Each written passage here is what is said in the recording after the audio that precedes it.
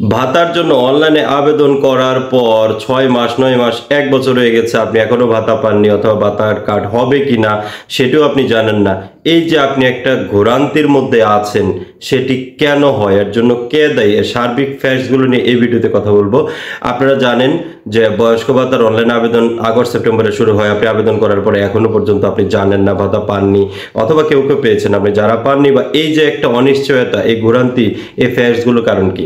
এবং গর্ভবতী ভাতাও আপনি আবেদন করার পরে ১-১.৫ বছর হয়ে গেছে, ৬ মাস ৯ মাস হয়ে গেছে, আপনি জানেন না এক্স্যাক্টলি আপনাকে যারা বলছে বা যার মাধ্যমে করছেন, আপনি শুধুই মনে হচ্ছে যে একটা অনিশ্চয়তার মধ্যে আছেন। আবার অনেকে বলছেন যে উপবৃত্তির টাকা পাচ্ছেন না ৬ মাস ৯ মাস ধরে।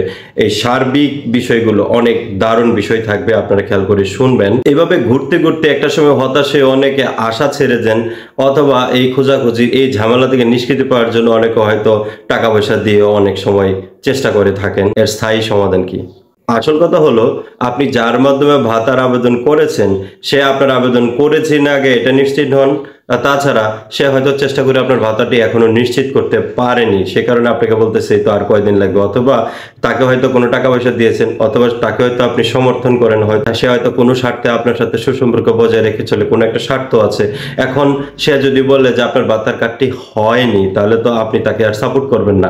অথবা যদি আপনি কাউকে কোনো টাকা পয়সা দিয়ে থাকেন, সে যদি এসে বলে যে তোমার ভাতার কার্ডটি তো হয় নাই, সেক্ষেত্রে তো সে আপনাকে টাকা ফেরত দিতে বাধ্য। যার কারণে সে আপনাকে একটা অন্ধকারে রাখে এবং সে আপনাকে ঘুরায় এবং হয়রানিতে রাখে। আপনি হয়তো ভাবেন যে সরকারি দপ্তরগুলো হয়তো আপনাকে ঘুরাচ্ছে, এক্স্যাক্টলি সরকারি দপ্তর না। কেন, কিভাবে, আপনি বিস্তারিত আমার ভিডিওর শেষের দিকে একে একে দেখতে থাকুন, জানতে পারবেন। এখন কথা হলো আপনি কি এইভাবে আজীবন ঝুলে থাকবেন?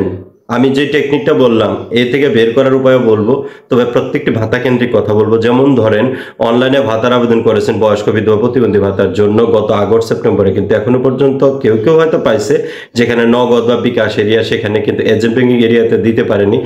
সার্বিকভাবে একটা প্রকৃত কথা হচ্ছে আপনি ভাতা অনলাইনে আবেদন করেন, এটা চলে ১ মাস ব্যাপী। তারপরে অধিদপ্তর এই ডাটাগুলো টেনে প্রসেসিং করতে করতে তারপরে তাদের বিপরীতে বরাদ্দ বানায়, সে বরাদ্দপত্র আমাদের কাছে পৌঁছায়। তারপরে সেই বরাদ্দপত্র পৌঁছানোর পরে আমরা ভাতা বাছাই করি, উপজেলা কমিটি, ইউনিয়ন কমিটি।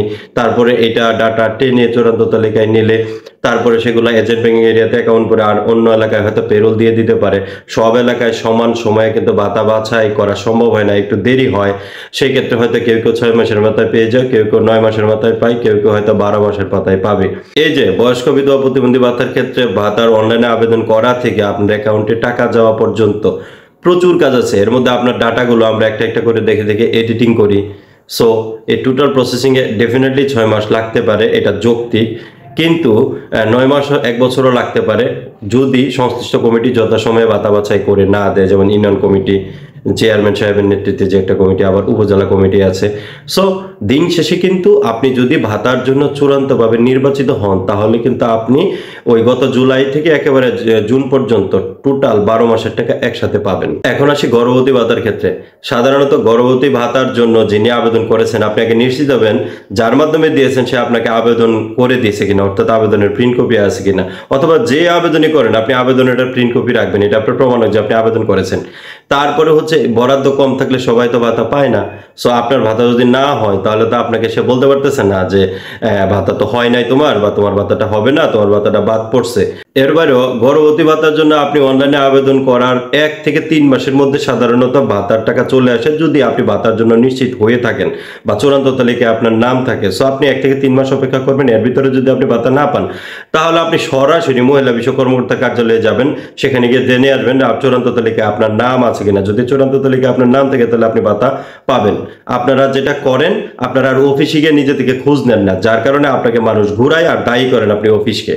উপবৃত্তির ক্ষেত্রে আপনারা মনে করে অনেক ধারণা পোষণ করেন। এক্স্যাক্টলি উপবৃত্তির বাজেটটা জুলাই মাসে সরকার সংশ্লিষ্ট মন্ত্রণালয় বা অধিদপ্তরকে দিয়ে দেয়, তখন সেটি সংশ্লিষ্ট প্রতিষ্ঠানের মাধ্যমে আপনার অ্যাকাউন্টে ঢুকে। সো আপনি যদি আপনার পাওনা টাকার ১ টাকাও কম পান আপনি সরাসরি প্রতিষ্ঠান প্রধানের সাথে কথা বলবেন, তারা সব তথ্য ঠিক করে দিলে জুনের মধ্যে আপনি আপনার সমস্ত টাকা পেয়ে যাবেন।